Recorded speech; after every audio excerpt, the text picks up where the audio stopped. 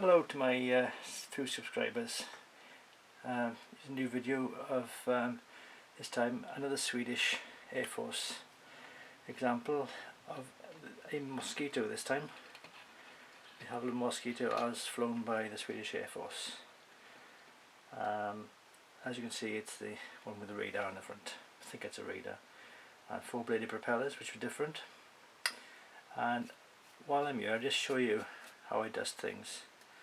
Just get an ordinary large paintbrush, clean, and just gently dust it and brush away, making sure you don't hit anything fragile, dusting away from the aircraft as you go. Seems an obvious thing to do, but a tip is a tip, isn't it? Now, if we look at the tail, I bought this second hand from the IPMS Model World in Telford, one of the many stands they got for second hand kits.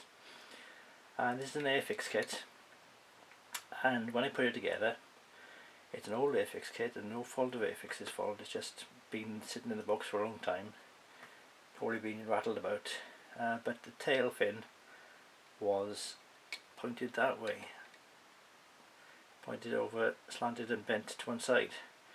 So what I actually did, if you can see with the light, I cut out a bit of the root of the tail fin, pulled it to one side with a bit of filler, with a bit of Tamiya tape to hold it in place while it glue set, and I filled it with a bit of Airfix model filler, and actually I slightly overcorrected, but if you'd seen how badly twisted to one side it was at the time, you'd probably be quite, I wouldn't like to say impressed, but surprised with how much improvement it is. Another thing I did with this kit, I'll show you. Yeah, they still move. Oh, careful. Always hold at the base of the propellers if you're trying to move them to see if they're still working. I always try to, if I can, have rotating propellers. Now you won't see from the angle, and I can't do a close-up zoom very well, but I've added a bit of plastic card in the inside to try and build up the rear cockpit, because the old tooling was very simple. So I had a bit of fun doing that. The decals are a little bit faded, but you can imagine that it's been outside in the cold Swedish winters for a few years and it's faded out the blue. Another thing I've done, if you can tell or not, a little bit of weathering, a bit of smoke effect coming from the exhausts, and also you can see a little bit of staining I've done underneath as well.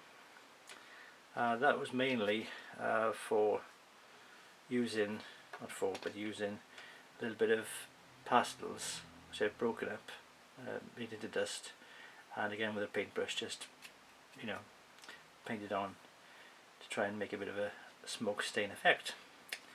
Another thing I did was to pre-paint anyway, where the bomb doors would have opened. Pre-shaded, I think is the word, isn't it? So that I emphasised the openings. Probably a little bit exaggerated, but it shows its purpose. And if you can see the under wing lights, I painted them, glued them on first, and then painted the back of them once they were in place, rather than painting them before I stuck them in. So I glued them in place, painted the back of them, then put the wings together, and there we are. So that's my Swedish Air Force Svensk Flygvapnet, if I pronounce it right, Mosquito.